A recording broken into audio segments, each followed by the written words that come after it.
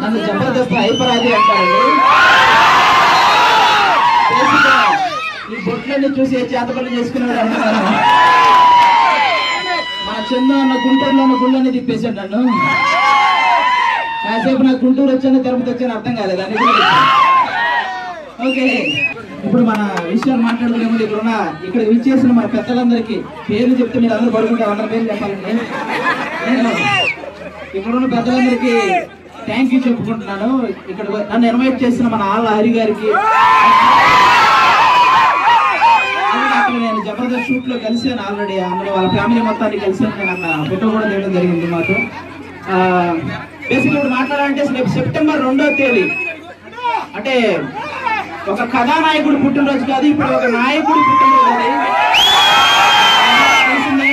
కానీ ఆయన ఉద్దేశం ఏంటంటే, పవన్ కళ్యాణ్ గారి ఉద్దేశం, నాకు వేడుకలు జరుపుకోవటం ఇష్టం లేదు. కేరళలో చాలా మంది సహాయం కోసం వేడుకుంటున్నారు, వాళ్ళకి సహాయం చేయండి అని చెప్పారు ఆయన. అలాంటి మంచి వ్యక్తిత్వం ఉన్న మనిషి ఆయన. ఆయనకి మనం ఏదన్నా గిఫ్ట్ గా ఇవ్వాలి అనుకుంటే మీరు చేయాల్సింది అందరూ ఒకటే, ఆ బర్త్డే రోజు మీరు చేసే ఆ 1000 బైకులతో ర్యాలీ చేయడం వల్ల మనం ఆయన గెలుస్తాడో లేదో అని చెప్పలేను.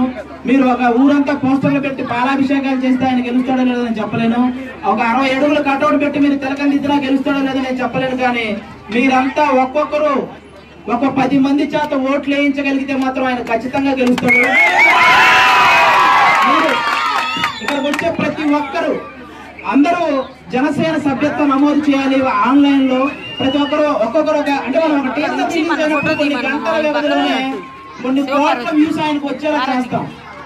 అలాగే ఇప్పుడు రాజకీయాలు ఆయనకి మనం చేయాల్సింది ఏంటంటే ఓట్ల రూపంలో కొన్ని కోట్ల ఓట్లు ఆయనకి పడేలాగా మనం చేయాలంటే మీరు అందరూ సహకరించాలి. దానికి మీరు వేరే వాళ్ళకు ఓటేస్తే గ్యాస్ ట్రబుల్ వస్తుంది, ఈయనకు ఓటేస్తే ఫ్రీగా గ్యాస్ సిలిండర్ చేసుకోండి.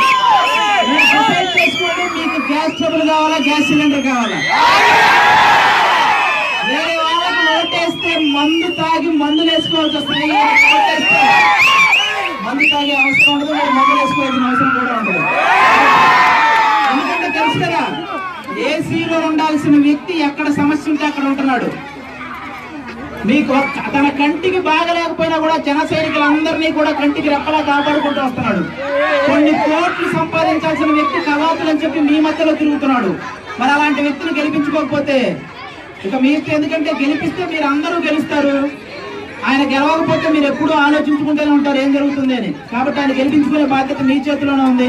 ప్రతి ఒక్కరూ ఆ ఓట్లకు మాత్రం సహకరించండి.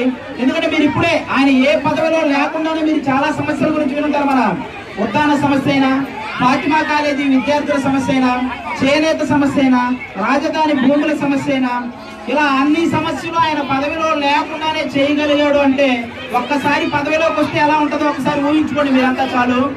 బేసిక్ గా ఆయనకు సిద్ధాంతం ఒకటి ఉంటది, సంపాదించుకుంటే మహా అయితే మేడల్లో ఉంటాం, కానీ మీ ప్రేమించడం ఒకసారి స్టార్ట్ చేస్తే మీ మనసులో ఉంటాం అనేది ఆయన ఎప్పుడు